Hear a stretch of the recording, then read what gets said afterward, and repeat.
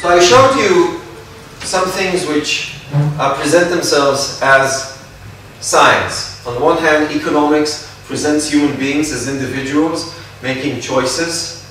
Also philosophy, making choices as individuals, thinking about utility, what is worth more in this situation.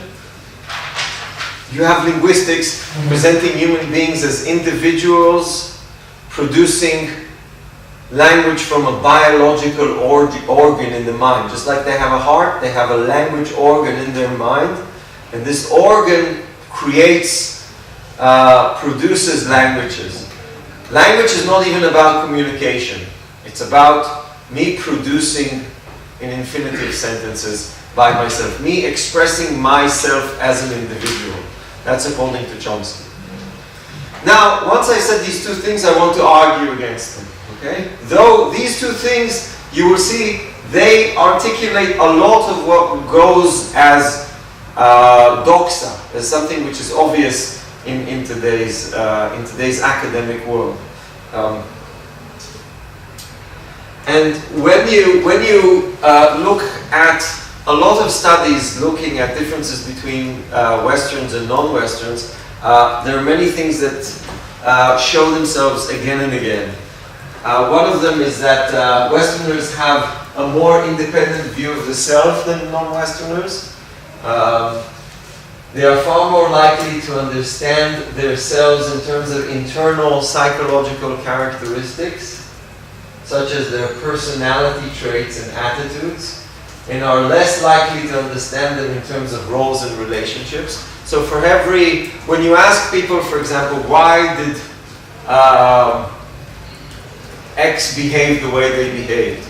So Westerners will say, well, she's like that, she's always irritated, or she's always happy, or other people in other cultures are more likely to interpret behavior in terms of relationship with others. She's doing this because she's a good sister or a bad sister, or she's doing it because of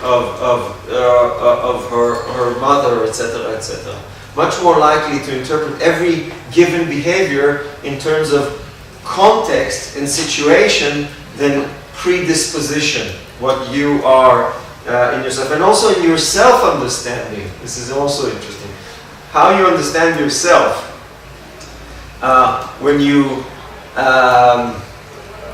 ask people on the same behavior how they understand their own behavior in the East and in the West people will say, let's say you're writing now diligently or something. I ask why you're doing that. You would say, oh, I'm that kind of person. I really like to write what lectures say. In the East, you would probably say, no, I'm a student. That's what students do. That's my role, and that's how I understand. That's how I understand myself. And so this is a very interesting, I think, difference in the way in which we understand ourselves. People in the West view themselves much more positively than in other places in the world.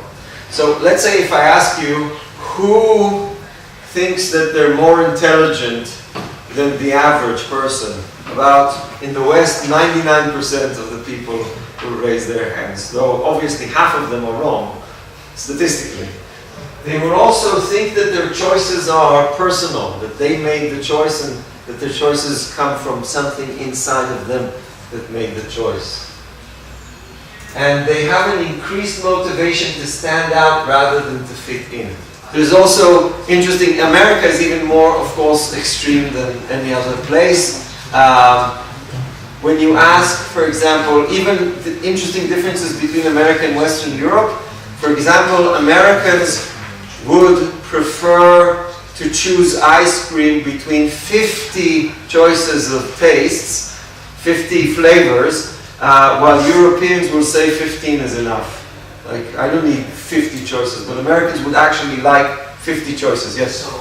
There is also another difference between East and the West and other culture is the way in which holistic versus analytical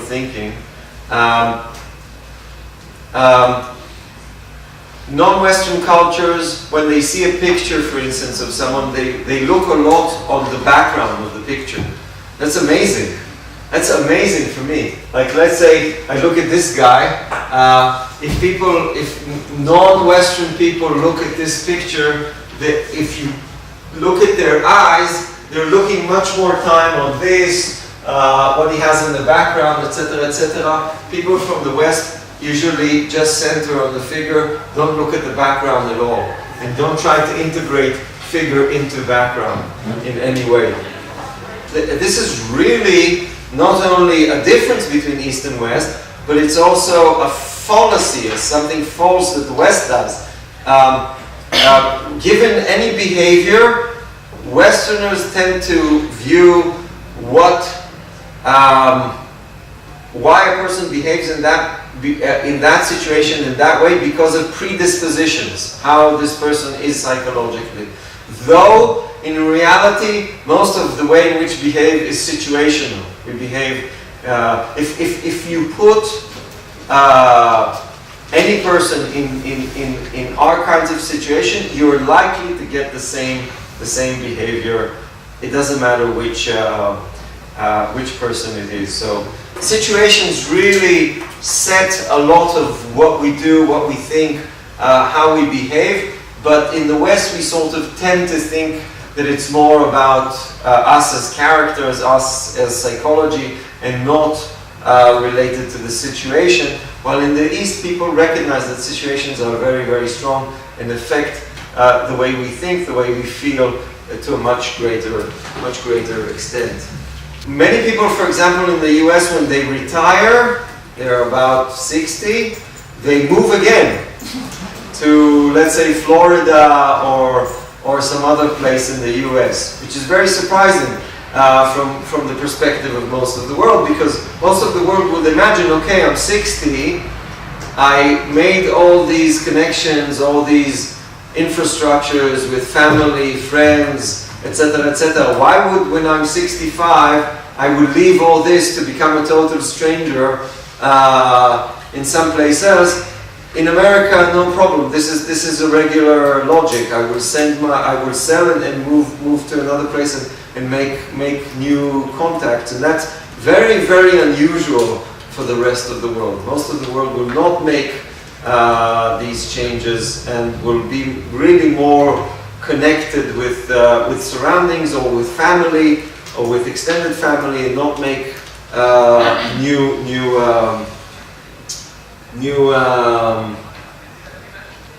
networks.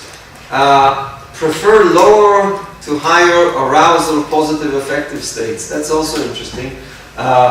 Westerners seek excitement, and I think people from other cultures, according to these studies, seek a lot of more relaxed, contemplative states than high arousal. Yeah, we want to go to a party, or we want to experience something sexually interesting, or something. And other cultures might want more relaxing, less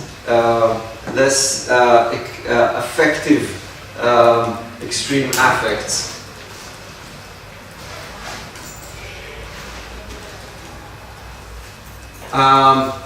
So non-Westerners, especially Easterners, are less egocentric when they try to take the perspective of others. They're able to look and think about what others need.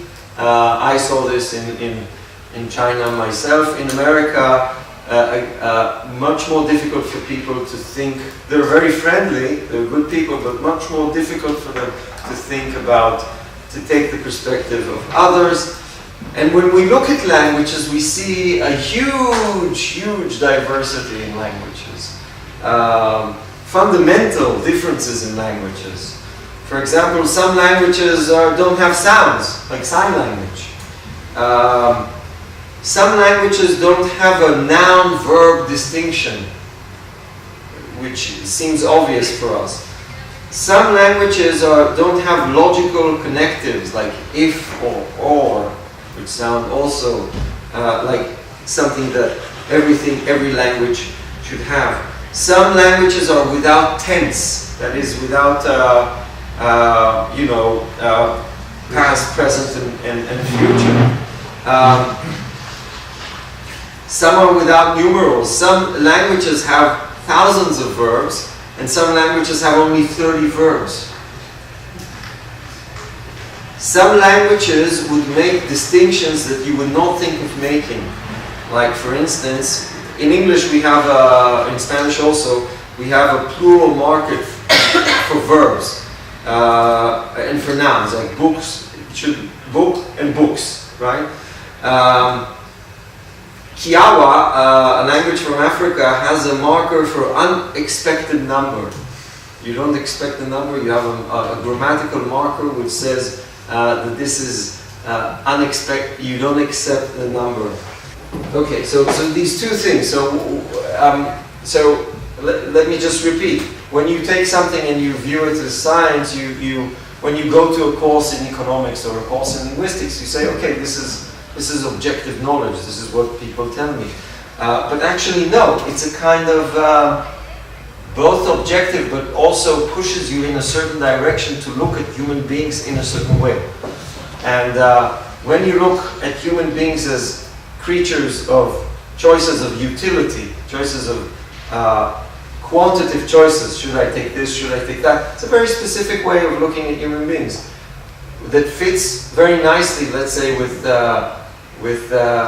economic individualistic thought. Like a consumer thinks, should I buy this, should I buy that? Should I invest in this stock, should I invest in that stock? Works well with these models. And also the innate, thinking of language as innate, thinking of language as individualistic, is also, I think, very imbued with ideas of what a human being is. And needless to say, for many, many years, people thought that language is something social, something that comes, you're born and then you get a language because society speaks in it, etc., etc. So I want us to be aware that social science, if you take courses in social, is often a cultural endeavor. It's not just pure science. It often has views inside of it. It's not neutral. I want us also to be aware that there are different models of what it means to be human. And to be more accepting and more smart regarding historical and cultural differences. And I want us to learn from cultures how to do things differently. Also, with the rise of Asia, I think, I had an excellent discussion with Wu yesterday, who told me about the values of harmony. And you're starting to think, wait a minute, is harmony important or not important? Why only autonomy and freedom? Why not harmony? Why did I never cared about this value? It's an interesting question. So I think it's an interesting time, and we have a lot to learn, both from new ways of making decisions, but also from other cultures who don't necessarily think that individual, emotional, that everything comes, that's the ultimate authority that you have. I'm not saying I personally really dislike authority. I dislike people telling me what to do. I was always like that. But I think, and I think that's a very Western thing. But I think that in the future we need to rethink